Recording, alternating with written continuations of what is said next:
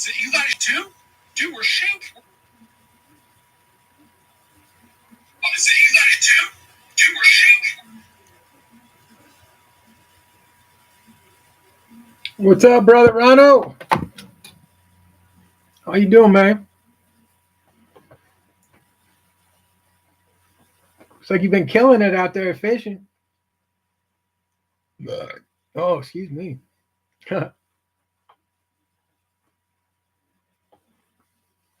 Crispy. Hey, midnight.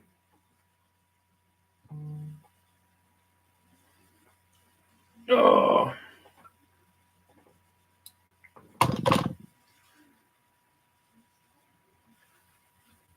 So what's going on, man?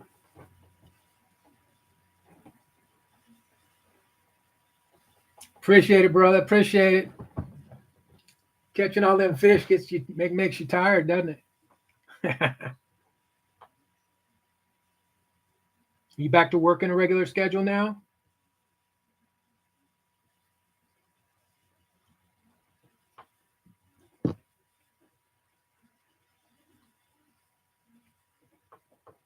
Oh, mercy.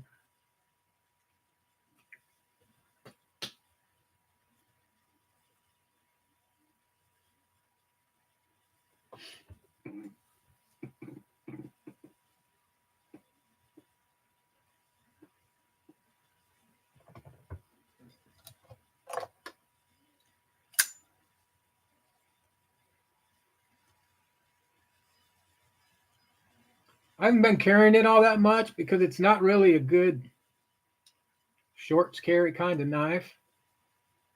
And it's already starting to get toasty here in Texas. But I have been flicking it a lot.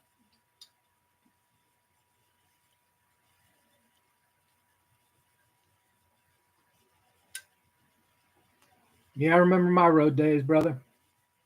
Safe travels. We'll see you out there.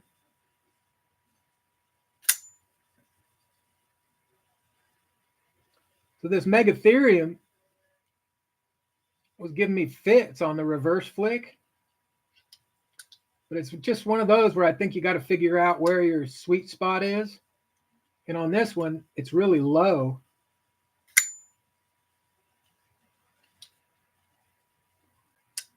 But the more oh, you got to be. I don't know why it does that. It's like, and then you can just give it the slightest little reverse and it'll go every time.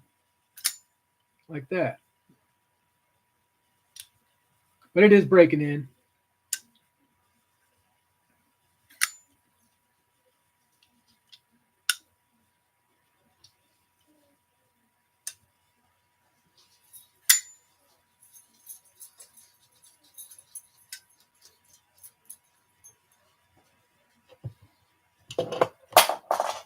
What you doing, buddy? Huh?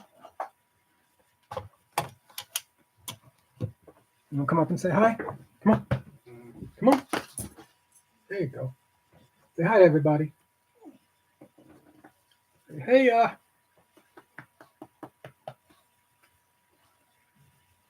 are you doing, buddy? Huh?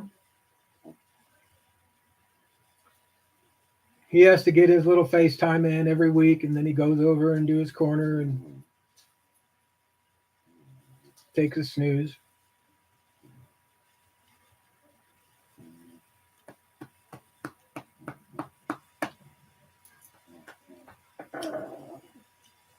Hey, Joseph.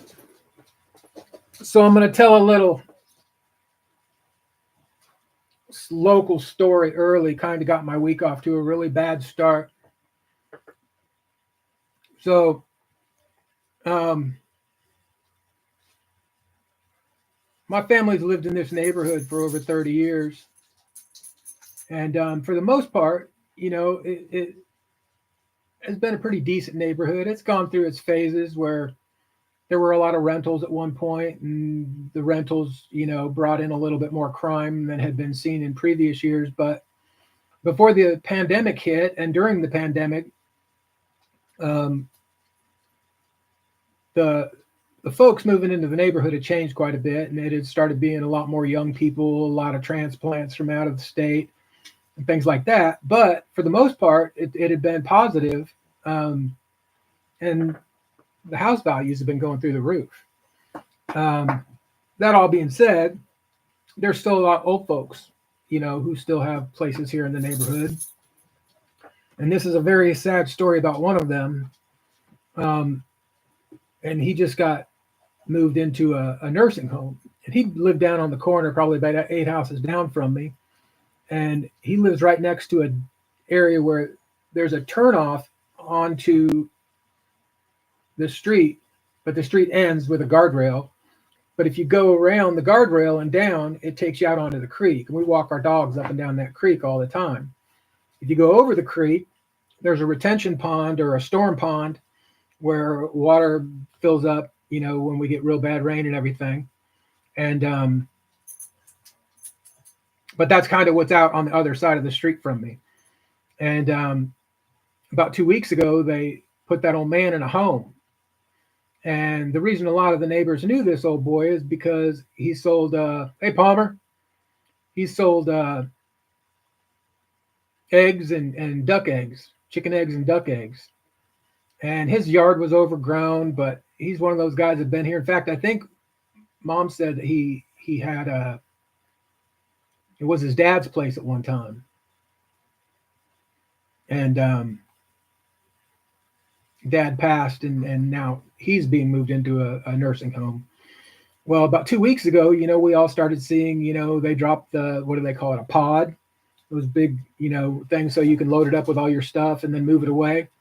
Well, one of those showed up in the driveway, and then in the next week it was a U-Haul, and there was a bunch of trash being put out, which is actually kind of convenient because, our big trash pickup here is like on the 22nd or 23rd of this month. So, seeing all that stuff out on the curb, no big deal.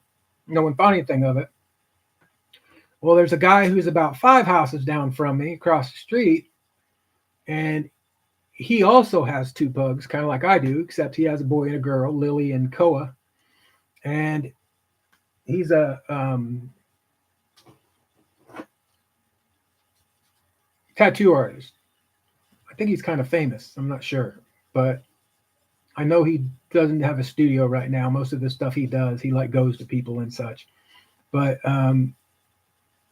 we heard from him, and apparently, I didn't realize there were that many dogs there, but apparently somebody who was doing the cleanup of that property killed a dozen dogs and dumped them in the creek. And I'm trying to wrap my brain around it, and I was really pissed off in the beginning. And I don't know who the individual was who was responsible, if it was a son or son-in-law or whatever it was. But our animal shelters here in Austin are completely full. They're not even accepting animals. So I don't know if this individual, whoever it was, tried to, find a place for him. But I got a report yesterday from one of the guys who I do homeless outreach with that he was walking the creek last weekend, and he was with it. He always takes his dog with him when he walks homeless camps. And that somebody at that address tried to sell him a young pit bull, and for $100. And he said it was a decent looking dog. Didn't look like there was anything wrong with it or anything, but it's just crazy. I mean, there's always, if they would have asked anybody in the neighborhood, we would have figured out a way to, home those dogs and figure something out. But nobody said anything. And then and the crazy thing is, nobody even realized the dogs were there, but the people also threw a shitload of trash in the creek, and the trash started floating down the creek. And that's what people started noticing first. And then when they started going up creek to figure out where the trash was coming from, that's when they found the dogs. So now our neighborhood's all over the news. They're having some kind of a big ceremony tomorrow, which is going to bring even more people into the neighborhood. but it's just one of those where it's just senseless. It doesn't make any sense at all. I mean, it's like, what kind of trucks? So I started out just like most of the folks do. I went to a truck driving school back in the early '90s, and I drove cross country for a couple years. And then when we moved up to Indianapolis from Texas, because Texas doesn't pay very well for truck drivers for the most part, when we moved up to Indiana, I switched over after the first couple of years driving over the road and started driving for the union. I was a Teamster out there in Indiana for 15 years. And then when I came back here in '08, after the economy crashed, everyone was getting laid off in Indiana. So we kind of saw the light in advance and we moved on down here. But I've driven a lot of stuff, freight. I worked for Cisco Foods for a while and delivered to restaurants. That was probably the best shape I've ever been in my life. You get about a 26-foot trailer and a tractor, and you just have to deliver every single thing on the trailer in one day using a two-wheel dolly. So I was in pretty good shape after doing that. But I've worked for UPS. I worked for Alvan Motor Freight for a while, who was based out of Grand Rapids, Michigan, but had an office in Indianapolis. And then when I came back here to Texas in '08, '09, I was trying to get on with UPS here, but there was nobody letting you in. There aren't very many union jobs down here. So I went to work for Coca-Cola, and it was probably May when I started working for Coca-Cola, and I got the first two paychecks. And after all the sweat and everything that I was doing, I was just like, nope, it's not even worth it for my CDL, putting my CDL at risk for the amount of money that they were paying. So I had heard that there was a transportation issue with taxi cabs being really bad customer service and such in Austin. So I got on board with a company called Super Shuttle that used to offer shared rides to the airport. And I bought like 3 or 4 vans and had several people working for me as independent contractors. And then the company hired me on into dispatch and management roles. And I was kind of ready to get off the road until I did a couple of years of dispatch and management. And then I was ready to get back on the road again. And I started doing black car. So I started doing chauffeur work. So all in all, I'd say professionally, I'm probably close to 2.5 million miles. But I bet I'm closer to 3 if you add in all the other travel I've done on the Harley and um, just all the adventures back and forth across the country. Even my kids will tell you, I grew up taking road trips because my dad was Navy. So all of our vacations were like between stations.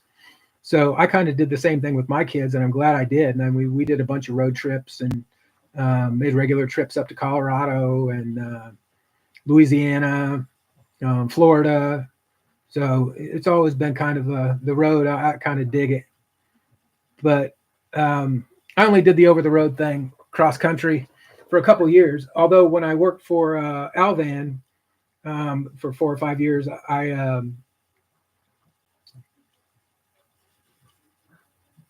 I did line haul, but we would take a load out about 600 miles and they'd put us in a hotel. And then the next day we'd load up another load and bring it back to Indianapolis. So that wasn't really, truck stop truck driving. That was, basically you drop your trailer at 6 o'clock in the morning and then take your tractor and head over to the hotel. And most cities that had a warehouse or a dock had a hotel that they had set up. And then a lot of times I would just go golf with the guys or go do something with the guys from that office when I woke up the next day because my load wasn't ready to go back home until about 10 o'clock. In fact, one year I actually bowled in a bowling league I bowled in a bowling league in Indianapolis on the west side on Mondays. And then on Thursdays, I bowled in a men's league up in Michigan because I was always up in Michigan doing a turn on Thursday night.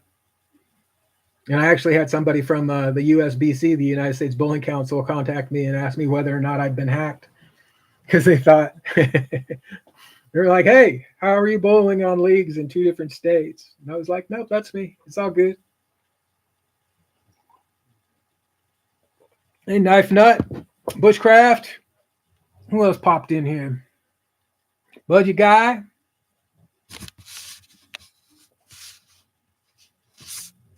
So that dog thing was kind of a bummer, and it kind of made it hard for me to focus this week. And this week is like the first week since I've gone back to college that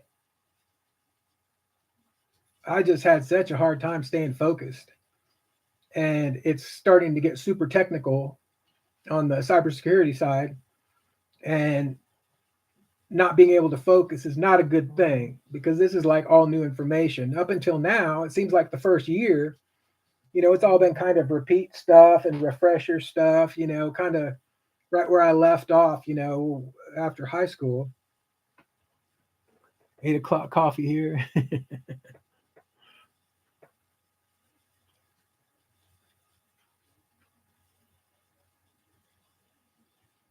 Bushcraft going to Blade Show.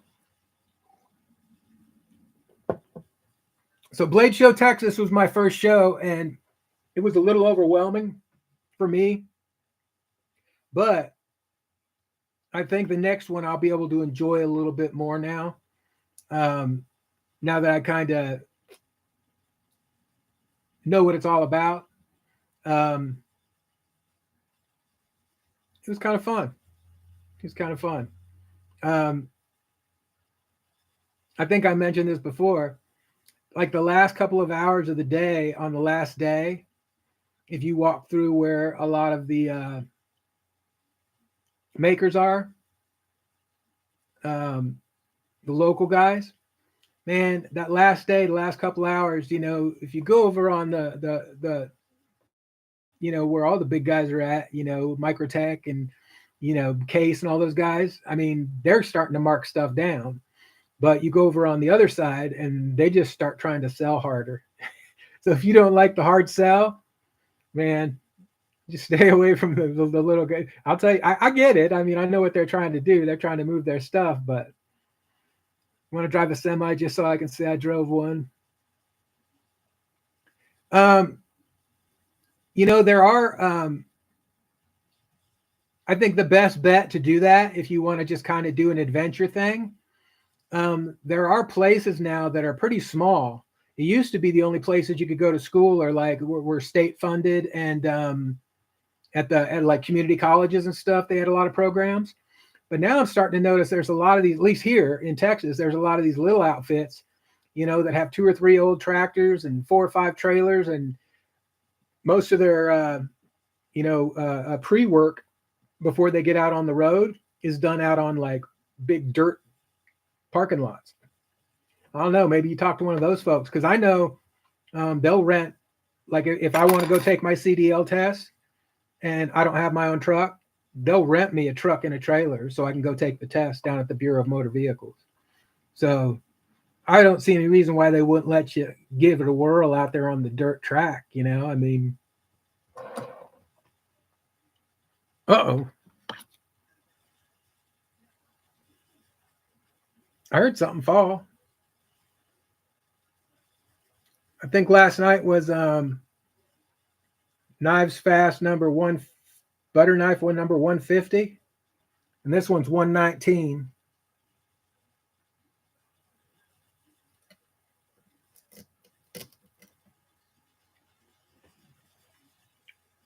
So we got some exciting news.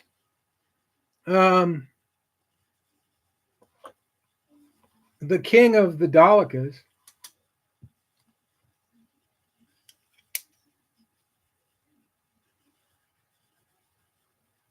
Keith the Knife Freak,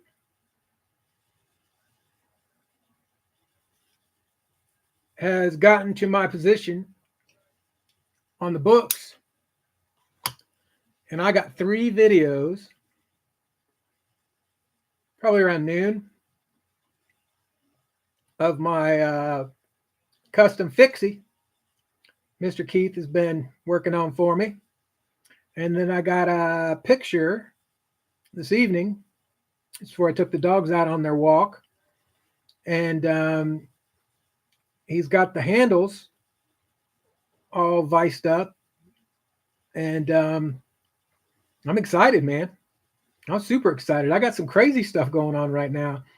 Um, between that and Scott working on the tipper, he said he was going to try and get that out to me before Blade Show. So um, my custom dreams are coming true for 2024, and I just couldn't be more excited about it. The fixie that Keith is making for me will go straight to Michigan, and not Michigan, Knoxville, Tennessee, and Mr. Joe was going to do a sheath for it. So I'm super excited about that, but the anticipation is kind of part of the thing, man, you know. So I got something to open, but I want to show you a couple things I got this week. The coolest thing I got this week really actually had me questioning this whole insane knife collecting thing that we do, because I picked up a buck 110 on the secondary from Mr. Tactical Terry. He had one going for like insane good bro deal, and it's got the sheath with it.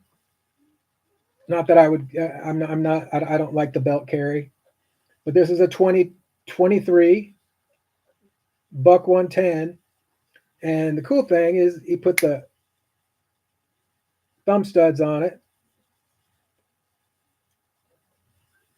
But the crazy thing is after I almost cut my finger off with a case slippy when I was 12, this is the knife that I moved to, and I believe it was suggested by my scoutmaster. And I had one of these 110s for like my youth, and probably into my 20s I carried that old case 110. But you know, the funny thing is after I got this and started, it's just got that heft. I mean, it's just the snap on it when you flip it open. It just fits real good in the hand for me. And it just made me kind of wonder a little bit, do I really need the rest of these knives? Because, you know, I got by with this thing for a decade and I was fine. And then I thought, don't be silly.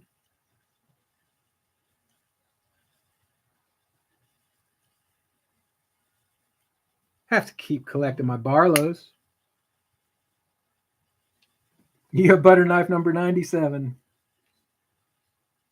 What knife did you win, Joseph?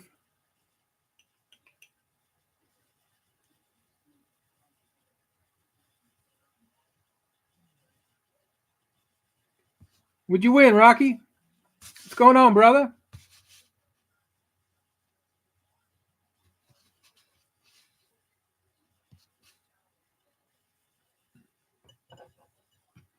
You know, I don't drink much anymore, but I will tell you, Knife Nut, I'm drinking coffee too. But the other night, someone had been over for a social call about 10, 12 days ago and left 3 or 4 of those Modelo's in the refrigerator. And I hadn't had one of those before. And the other night I was sitting by the TV and cracked open one of those Modelo's. And I got to tell you, that's a pretty decent beer. I can see why that's now one of the top selling beers in the United States.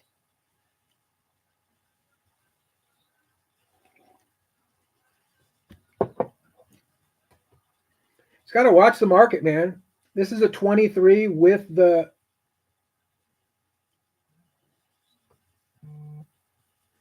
studs, like I said. And it doesn't look like, I don't think Terry ever used this either. But I've been finding some pretty good deals on the secondary lately. I mean, this was less than $50.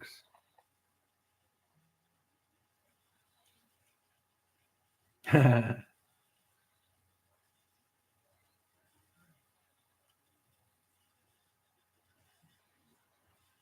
got Joseph. I won a Main Street. It was my first concept knife. I won a Main Street, and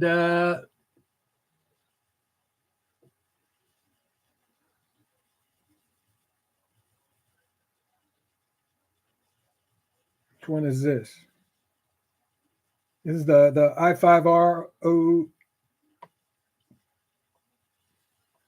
I5R EOS. But the that concept was green also, and it had the green thumb studs, so it kind of matched with the flashlight, color coordinated. So I got this. So I was actually really happy about that, and I've been just dropping it in the pocket, kind of like it's a oversized Slippy.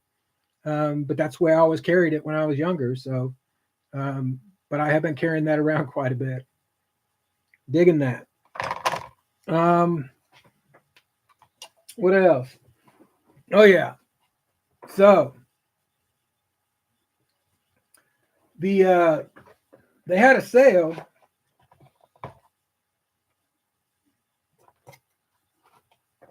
on some little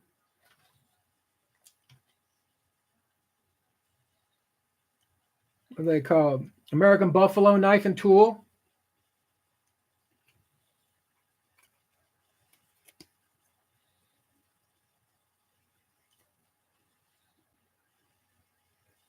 Austin's cool. Always putting his personal touch on everything.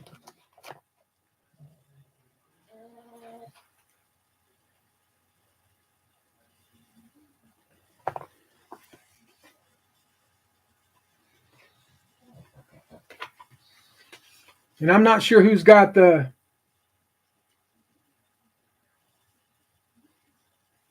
code, but I think there's some kind of a he's got a deal going on. I think it's for the Ultim Penguin. Not my cup of tea, but check it out if it is yours. But they were having a clearance sale on all of these Cattleman's Cutlery, American Buffalo knife and tool. And they were marked down to $10.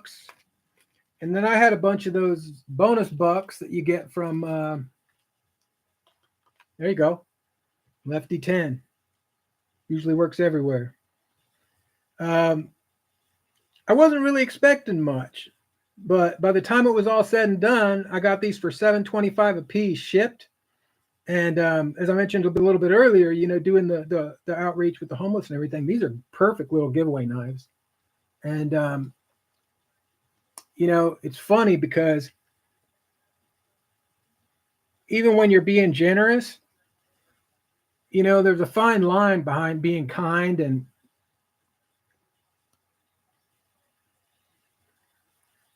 using your brain.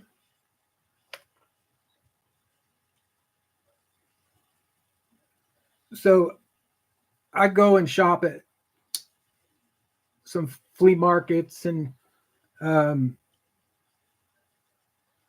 hit the pawn shops. I have a circuit of pawn shops that I hit. And then I have the Texas State surplus store.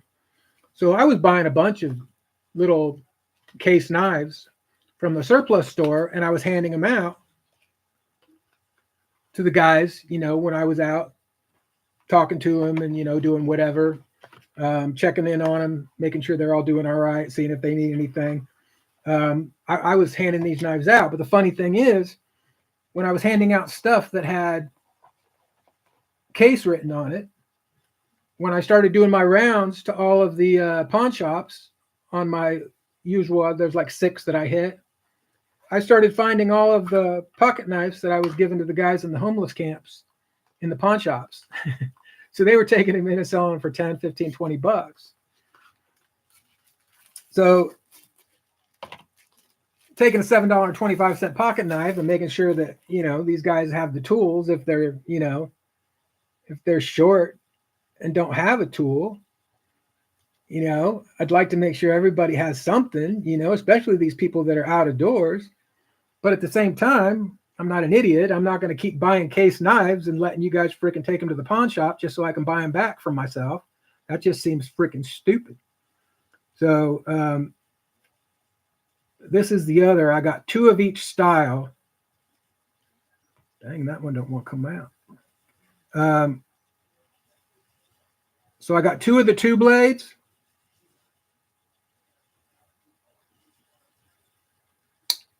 That thing's got some snap on it there. And 2 of the 3 blades.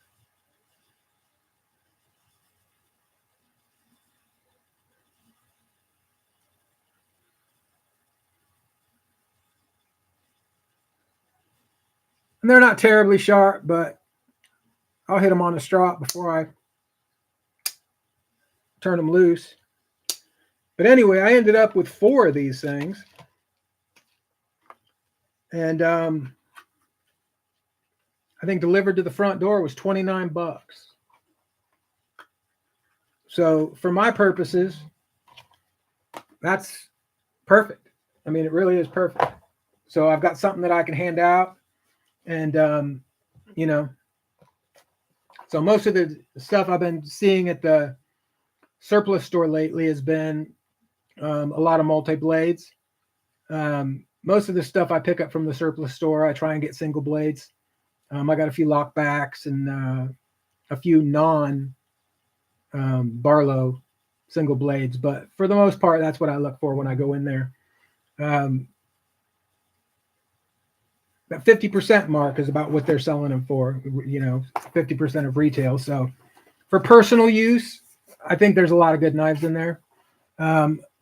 After doing that one set of 3 Benchmades and then customizing them a little bit and then flipping them, it was fun. It was a good experience, but I didn't make any money, not based on the amount of time that I put into it.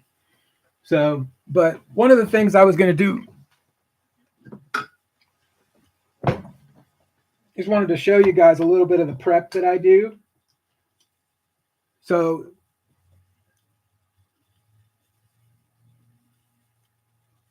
this is a Barlow I found on the secondary that's in freaking amazing condition. It's a Camco USA.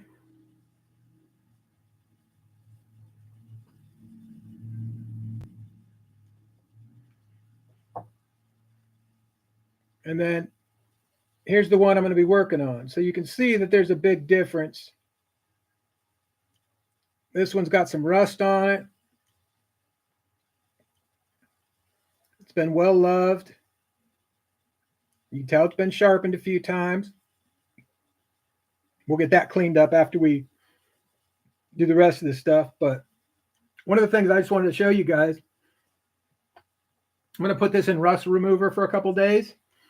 And one of the first things that I do before I put in the rust remover is I blow out as much of the knife as I can with canned air. Because especially when you start talking about down in those grooves and people have been carrying this around in their pocket for whatever, a lot of that crap, if you don't blow it out of there, then it gets in your rust remover. And a lot of times you can use this rust remover again and again and again, but you still want to try and keep it as clean as possible. So using a little canned air to blow that out. Yeah, big old piece just came out of there. All kinds of pocket lint.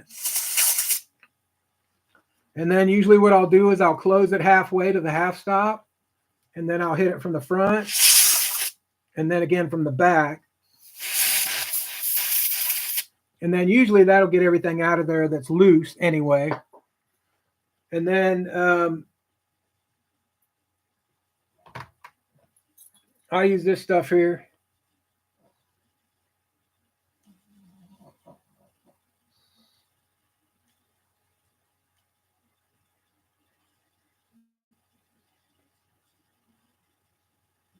It works pretty good, and it's not like super corrosive. So I try and use it as sparingly as possible, but like I said, as long as you kind of keep it clean,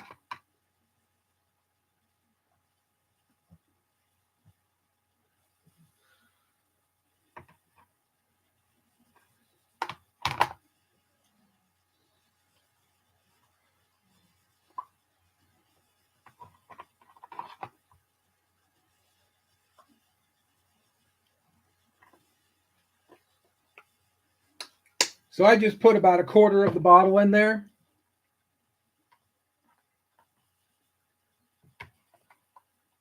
And I'm not sure you're going to be able to see it, but it's got a little bit of a gray tinge to it because I've run a couple of knives through this bottle. But it's still pretty clean. There's no particles or anything floating around in there. So I'm going to let that sit for a couple days. And then take that out and rinse it off. And then I'll decide whether or not I like what I see. The blade on the one that we're soaking right now, it looks like somebody tried to sand it, but they went against the grain a little bit. I think I'll be able to take that out, no problem, and then buff that out. And then we'll see whether or not I can do anything with the bolsters on this thing, because the bolsters are looking pretty rough. But it's funny because I did one before that had Barlow in it. It wasn't a Camco, but I put one in the rust solution, and the Barlow was just caked with black inside of the letters. And after sitting in the solution for a couple of days, I mean, that was completely gone. I didn't even have to do anything to get it out. Pocket razors lurking on the cell phone. Hey, Todd, Milton. What's going on, gent? So we got that going. I had some of those little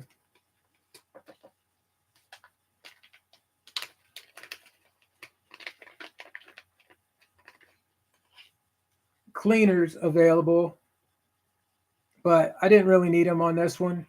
The canned air took about everything that was loose out of the knife. So I might need something like that if you get down in there and there's something gunked up or something like that. But in this case today, I didn't need it.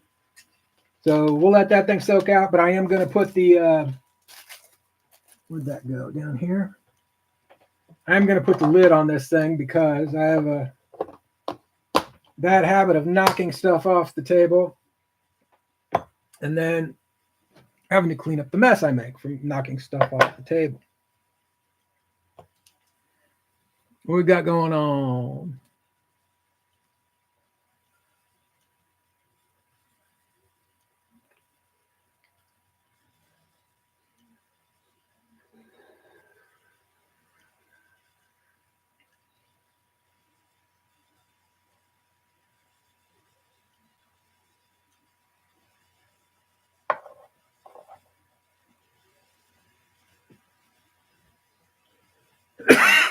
Excuse me.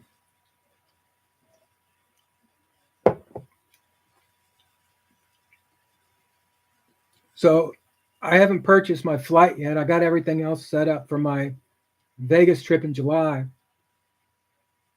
But it's kind of cool because I think I might have made the right move by holding out. Because it looks like if you go Tuesday to Tuesday, Tuesday seems to be a magical day to fly to Vegas. But Tuesday to Tuesday looks like it's going to be about $99 each way. And if I can get that rate on Southwest, they usually allow you to take 2 bags. So that's probably going to be my best bet. And I wasn't planning on staying for a whole week, but I mean, I'm taking online classes, so I can do class from anywhere. I got family in Vegas, and then Demonox out there. So I also have like a couple of comp days that I can use over at another casino. But I think it's only Sunday through Thursday. So I already set up my accommodations at South Point because that's where we're holding our bowling tournament. But if I decide to stay a couple more days, then I can just move over to another hotel. And comp is always good. Yeah, I got my flits here. That's one of my favorites. And to be perfectly honest with you, the cleaning cloth that comes with the flits, that's sometimes a bonus giveaway. That's my favorite. That's my favorite if you can have such a thing. But it's got different textures on each side, and it's big enough that if you make a big mess, you can fold it up a couple times and get a bunch of different pieces out of it. So um, it's almost always right here. So I've got one knife to open. What time we got? 10:56. Yeah, I love the flits. An old Stanley plane. That's cool. That's what I'm looking for. I have kind of decided though that this Master Barlow, it's just in too good a shape and has too much character. I'm not going to do any restoration on that one at all. We're just going to let that patina continue to patina. The bolsters on it are freaking awesome.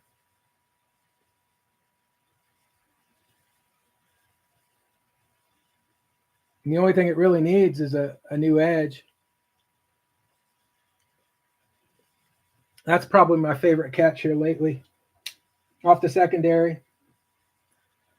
So I'm going to tell you a little story about some GECs. So I got this Beerlow Barlow from the Bearcats Barlow Club.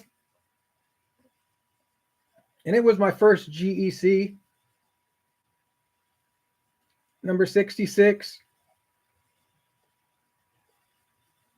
But what happened after I bought this, and I'm still a member, by the way. If you like Barlows, go check out that Barlow Bearcat Club, man. That's really a fun joint. But after I got that, I jumped off into a rabbit hole and picked up 3 or 4 of those GEC knives. And I realized after only playing around with the GEC people for about 3 or 4 purchases that this was a rabbit hole that I couldn't afford to go down if I planned on getting any customs in 2024. So I sold a couple of them to Cheeto Morita, and a couple of them on the secondary, on the bay.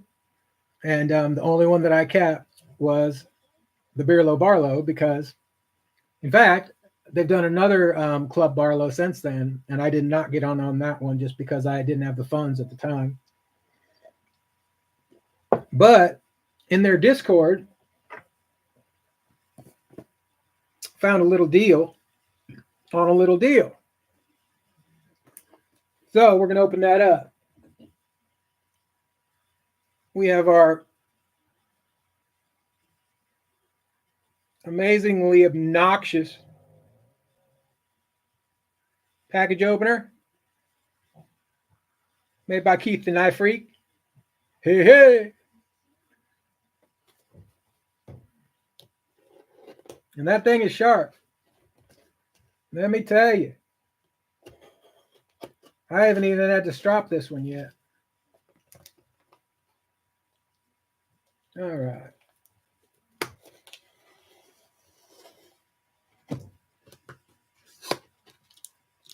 So the reason I told you about the little GEC was because this is the first GEC I've bought since I saved myself from going down the rabbit hole.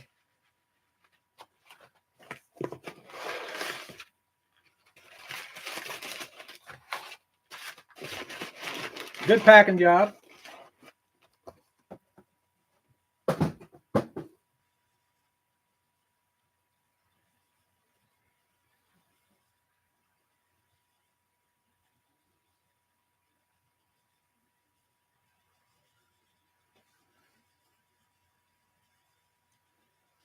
So this is a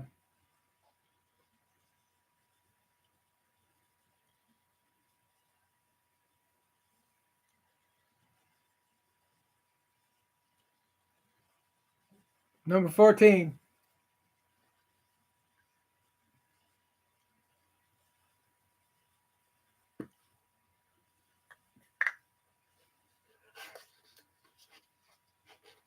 This is a used knife.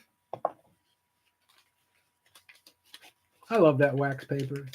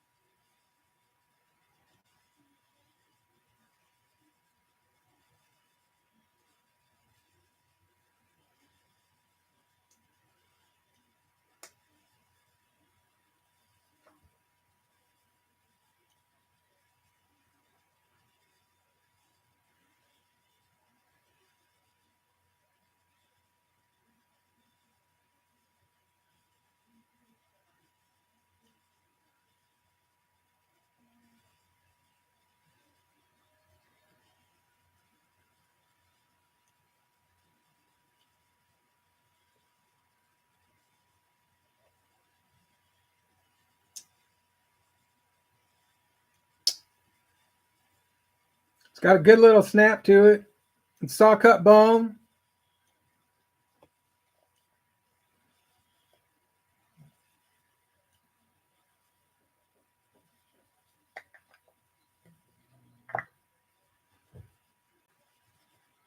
So now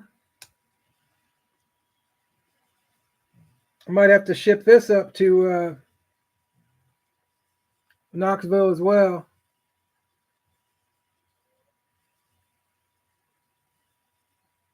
Have Joe make me a slip for this too, because I got a big slip, but I don't think I have anything small enough to fit this dude. And it's going to be a user, so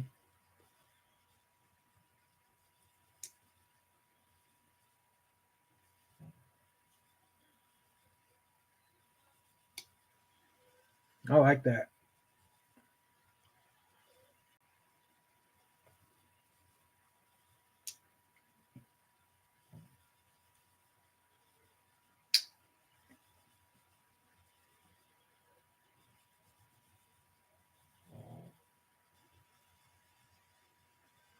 You know, Todd, I've been watching Keith do some tool restoration on his Instagram. It's pretty freaking satisfying watching some of that stuff come back to life, man. I think he just did a pair of vice grips the other day, and he said he lost them in the garden. They've been in the garden for a couple years or something. A double-bladed Stockman and an Ohio River Jack. I was looking at those River Jacks, but I'm kind of trying to stay as close to the Barlows as I can. And I do stray, like I said, and I have looked at them.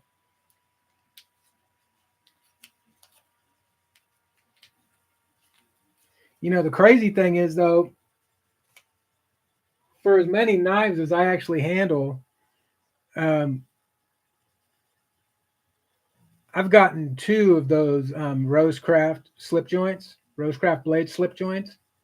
And I'll tell you what, both of those knives have a snap on them that I understand why people get a little bit leery about slip joints, and some people are afraid of them. But those Rosecraft blades, I mean, I think they might be the only two I have in my collection that have a 10 out of a 10 on the snap, on the walk and talk.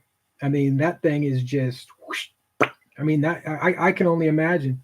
You hear that thing pop down and it's like, woo, get your fingers out the way.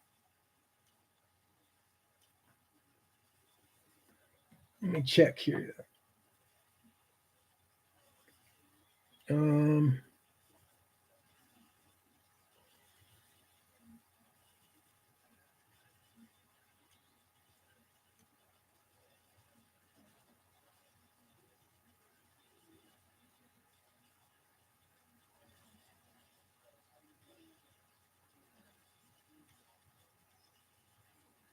I was trying to see if Sharif's going live tonight or not.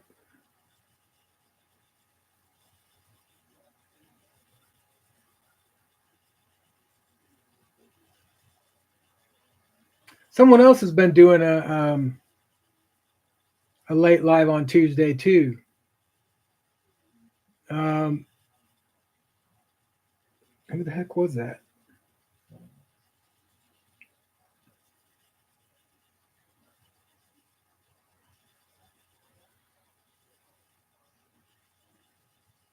Hey, check out the Knife Tube schedule.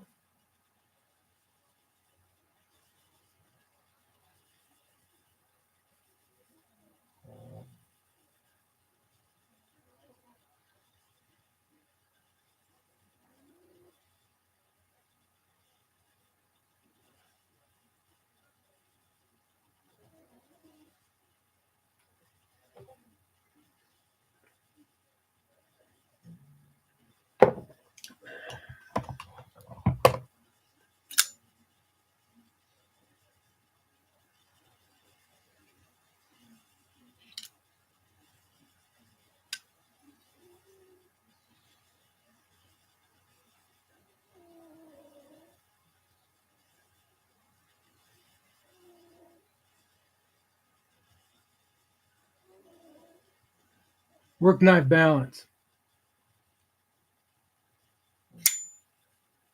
He comes on at like midnight, right?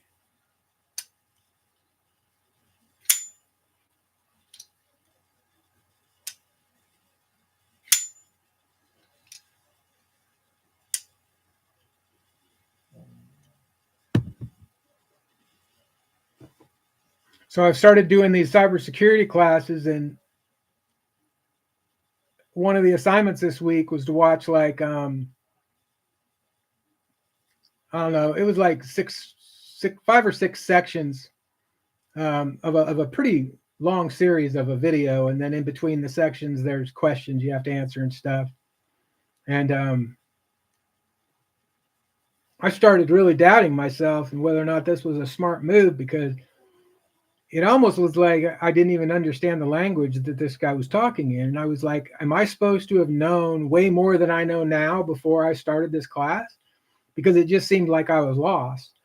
So I got through like these, I think total there was like 15 or 16 sections and all these little mini tests and everything. And I did all right. A couple of them I had to go back and rewatch, but I was still feeling pretty dumb. And then gets boring at 2 a.m. And then, but it's just kind of one of those where it's like, see,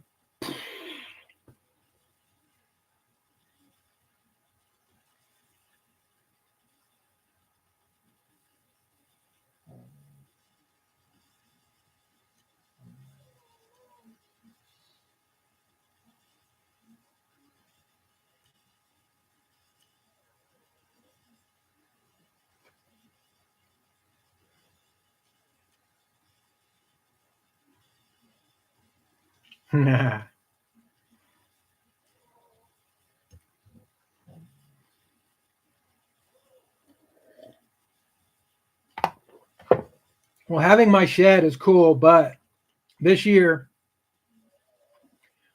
probably after I get back from Vegas, um, as the summer starts winding down, it usually gets pretty easy to find window units. But my shed, even in the summertime at night, with I've got a big old 3-foot fan out there. It's still pretty toasty out there. If you get right in front of the fan, um, it'll cool the sweat off you, but there's only one window in the whole shed that opens, and that's not quite enough, so I have to leave the door open on it. But an air conditioning unit would make that a year-round spot, whereas when it's really, really hot, I'm usually right here. I just bring all my stuff in. I've even done sharpening from here at my desk. I just put my laptop in its case so that it doesn't get all kinds of debris on it.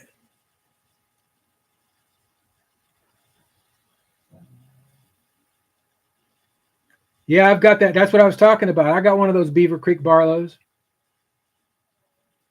Thing is snappy. And then I've got a couple of the Rough Rider Reserves that are pretty good. Got a couple Baron Sun um, slippies that are really nice. Um, the Boker stuff that I got from Germany, excellent, excellent. Um, the case knives that I actually kept in my collection are all actually pretty good shape for case, considering how it's been lately. I did have to go jump through a bunch of hoops with them on one of those American cattlemen. I mean, they sent me. It took them sending me 3 different cattleman knives before I got one that didn't have giant gaps on the back. So I was just like, no way. And the funny thing is I kind of got irritated after the first one because I sent it back on my dime, and then when I got another crappy one, I had to convince them to pay for that to get shipped back because I was like, that's ridiculous that I have to pay shipping 3 times. And I finally got one that was good. And the funny thing is I asked the lady in customer service if she could put a note on there for them to actually open the knife and QC it before they mail it. And turns out it didn't look like they did so. In fact, the way the wax paper was wrapped around the knife, it looked like I was the first one to open it, but that was a good one. And that one, we do a pass around box on Matisfaction.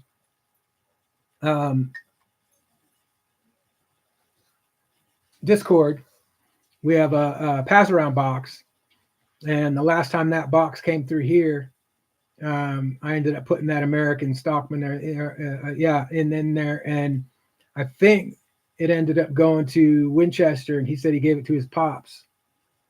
Cases USA made, yeah.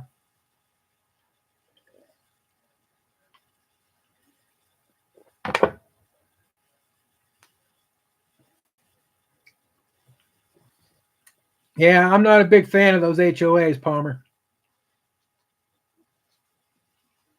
My initial experience in being a homeowner was ruined because I moved in next door to the lady who was the president of the HOA. But that's a story for another day. All right, guys, we're coming up on an hour. That's going to do it for me.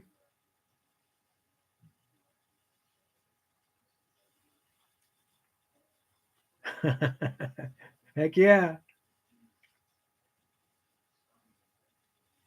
So you guys are talking about are the wooden airplanes?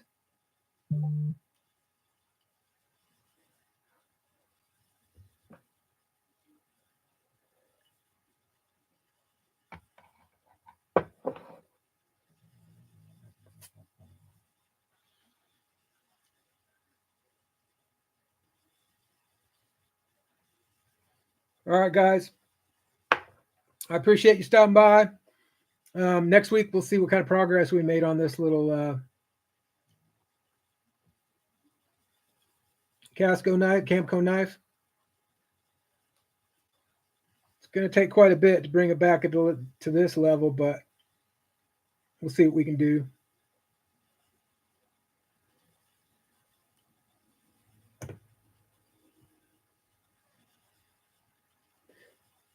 Collecting and restoring old hand tools. Okay, got you. You know, the funny one, I used to spend a lot of money, but at one time it was easy to flip stuff. But I used to spend a lot of money on ball cards, baseball cards, and like I said, I mean, I was pretty good at doing the hustle and moving the cards, especially the good ones.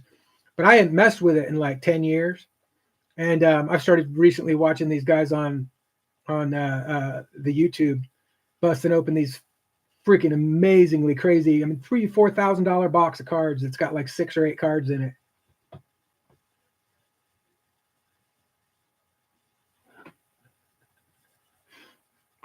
I've got an entire region of the United States that needs somebody to oversee the safety of all of the glory holes and all of the rules and amendments in each state to keep everybody safe. So if you think I can just continue hanging out in Arizona without any, I don't know, couch to sleep on, something like that, you're just crazy, bro. I can't afford to pay for two places at once. I just can't do it. A glory hole supervisor.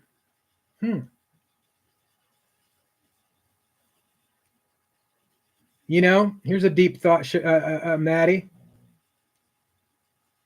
Who invented the cuck chair in the hotel room? You ever notice there's like only one chair in the hotel room and it's always facing towards the bed? That's Maddie's chair. Yeah, you heard it. That's Maddie's chair. Think about that next time you check into the old Hilton. Kyle Coonley invented what?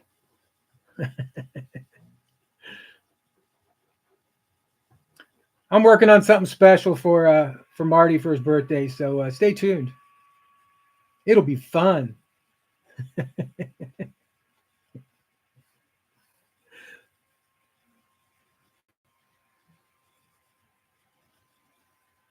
I'm sorry, Marty, I can't. I can't because I need to focus on my homework, bro. As much as I'd like to, can't do it.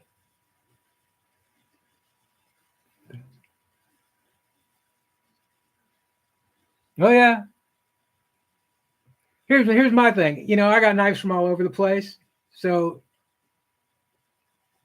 quality is quality. I don't think it should matter where in the heck the dang thing's from. I think it should all be good. But unfortunately, that's not the case. Marty, that gave me an idea though.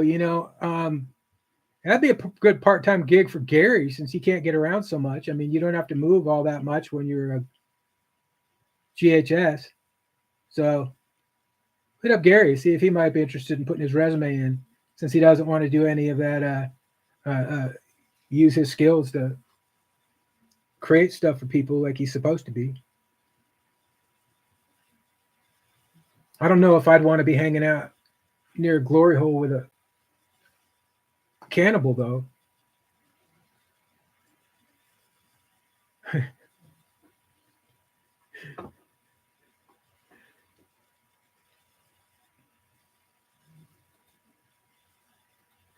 And on that note, we'll catch y'all next week.